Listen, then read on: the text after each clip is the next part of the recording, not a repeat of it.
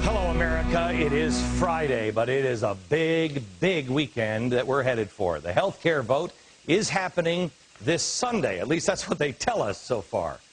And the process that the president doesn't seem to care about has been so abused, the average person in America has absolutely no idea what is even happening.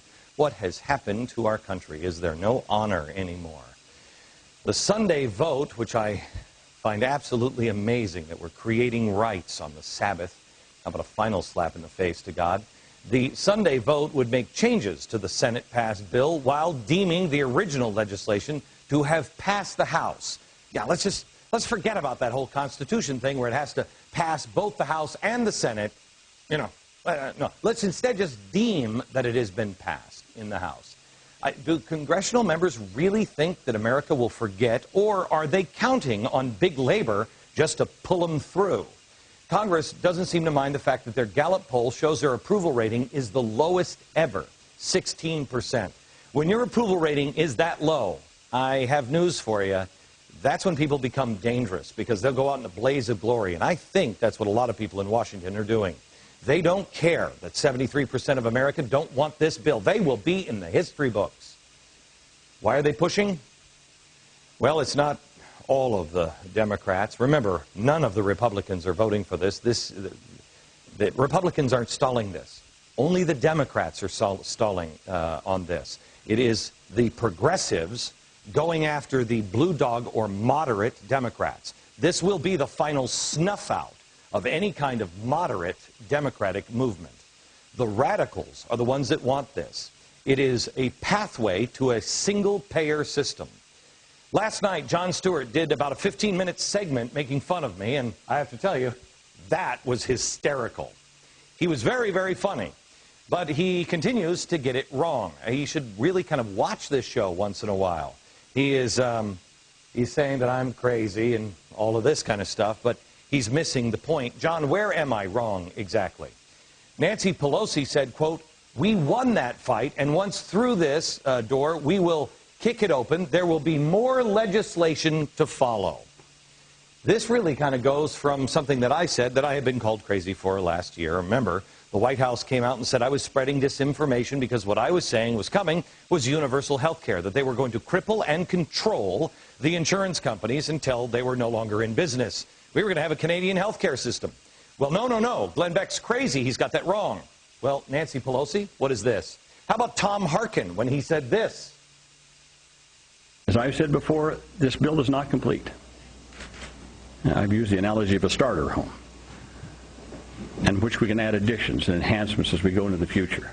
But like every right that we've ever passed for the American people, we revisit it later on to enhance and build on those rights. Stop.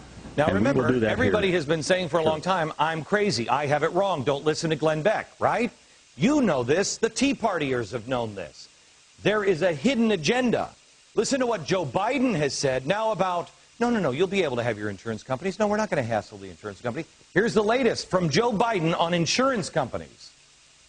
Some of them they say, well, Joe, look, man, I mean, you guys haven't messaged this very well. This thing has gone on so long, and I don't know. And my response is, hey, man, the proof of the pudding's in the eating.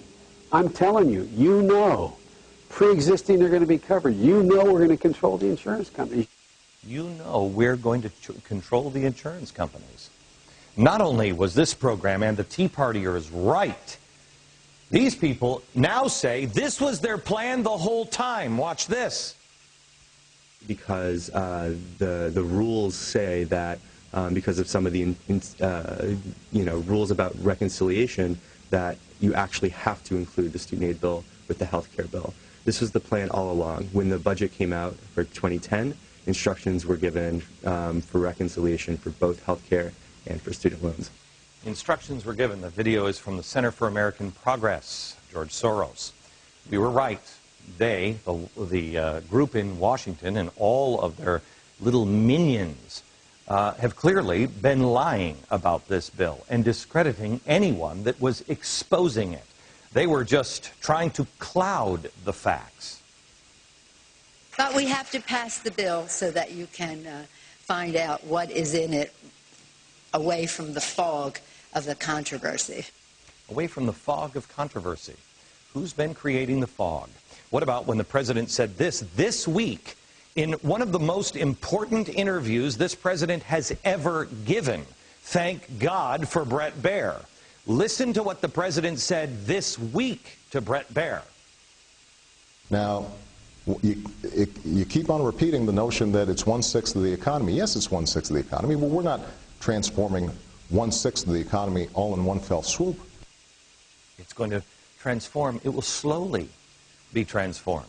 How do I know that? Because this is what the president said. Now remember, the president has been saying in the last year, I'm not for a single-payer health care plan. I'm not for it. But do you hear what he's saying here? We're going to slowly go into it. Let's compare this week's statement with Bret Baier with what he said in 2007. New video.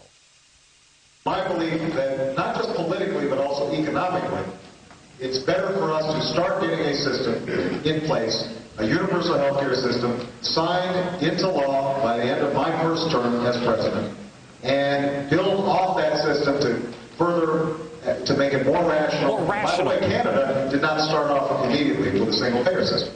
They had a similar transition step. Transitioning a system is a very difficult and costly and lengthy enterprise. It's not like you can turn on a switch and you go from one system to another.